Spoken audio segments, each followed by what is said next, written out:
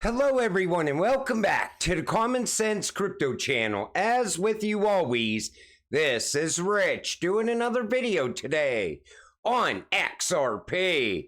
So I hope you're all having a wonderful day today wherever you are in this great world. We're gonna talk about XRP. And once again, this is the 1-day chart. We're sitting here just under 52 cents. We're dipping with the rest of the market right now. And I always go to the 1-month chart to show you we're still in that range between 50 and 55 cents.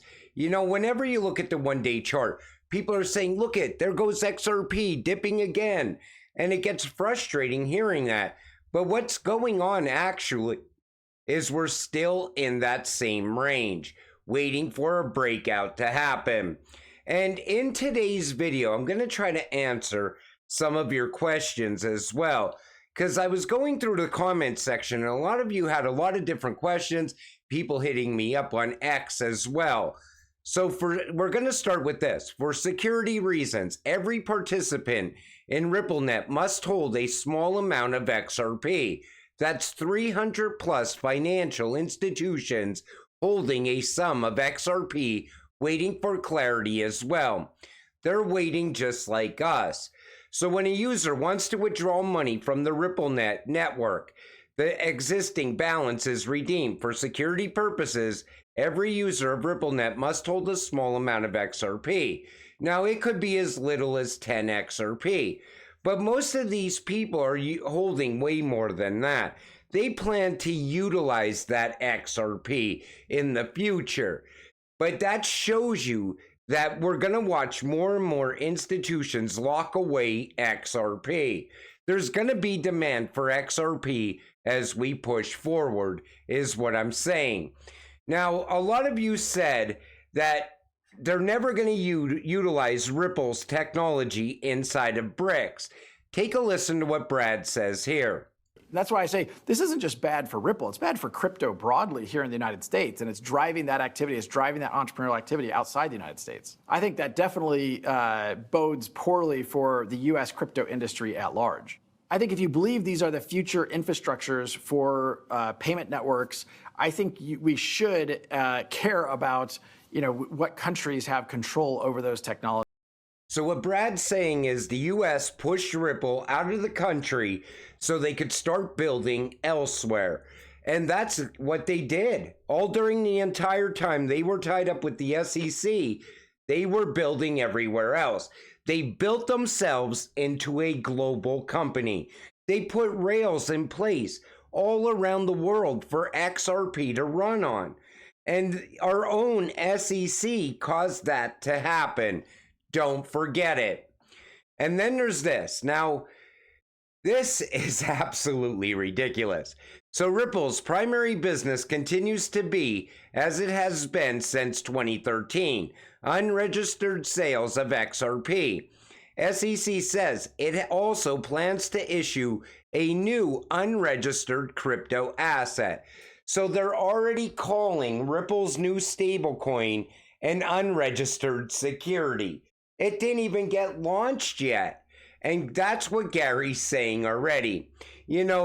Something has to happen with the SEC, but we have a problem going on inside of our own government. Breaking, President Biden issued a statement saying he would veto HJRES 109, the joint resolution to nullify the SEC Staff Accounting Bulletin, SAB 121. So now that they passed this through the House, it's never going to make it past Biden's desk because he plans to veto this. He says the administration strongly opposes passage of HJRES 109, which would disrupt the SEC work to protect investors in crypto asset markets and to safeguard the broader financial system. He's not helping anything. What's going on with this is the banks, they cannot touch crypto assets, digital assets. Everywhere else around the world, though, they're leading the way where the banks can hold digital assets. Look what's going on in Japan. Look what's going on in the EU right now. Even the UK is pushing towards digital assets more and more each day. Here in the US, this is going to be the downfall of the banks, because everything is pushing into the digital age except our banking system. And every financial institution is going to get left behind. They cannot hold digital assets in the US because of our corrupt government. The new Democratic Whip K. Clark, instructed Dem members to vote no on the passage of H.J. Res. 109. Disapproving SAB 121. And this is how our country is right now. They want the banks to fall. They need the banks to fall so they could get consolidated into the bigger banks. This way, when they push ahead with the digital dollar, the CBDC that's coming, they only have to tie in a handful of banks. And that's the direction we're going in. Now, some of you said that SWIFT is going to not need Ripple going forward, that they're going to come up with their own solution. Take a listen to this. SWIFT does messaging with a large data payload in the ISO 20022 messages, but it doesn't do settlement. So the ultimate would be to bring these things together where you have messaging and settlement coming together, that who owns what machine working hand in hand with something you can transfer the large data payloads. So SWIFT does not settle. Guess what does settle? Ripple. They provide messaging and settlement. Take a listen. The second thing that I would say is SWIFT is primarily a messaging layer. So it moves messages or information from point A to point B. Ripple has combined both messaging and settlement together in one single place, right? So it's a one-stop shop for Ripple. And that's why SWIFT needs Ripple more than Ripple needs SWIFT. That's why we're going to watch Ripple steal more business away from SWIFT. And we're going to be looking at a 3-digit XRP very soon. That's what this is leading to. You want to see 589 for XRP? This is how it happens. Bankrupt FTX to pay customers $15 billion in recovered cash, CNBC. FTX is not paying customers in full as reported. Bitcoin is up almost 4x since hitting 15.5K, low in the bear market, and is now just above $62,000. FTX will compensate customers in US dollars at prices set during the bear market, not like for like in assets stolen. At least they're going to be made whole. It's just that they're not going to be paid on gains. In other words, if what you were holding at FTX jumped up, say, a 3 or 4x, you're not going to get the 3 or 4x. You're going to get what the price was in the bear market. But it's better than nothing. This could have led to even more devastation.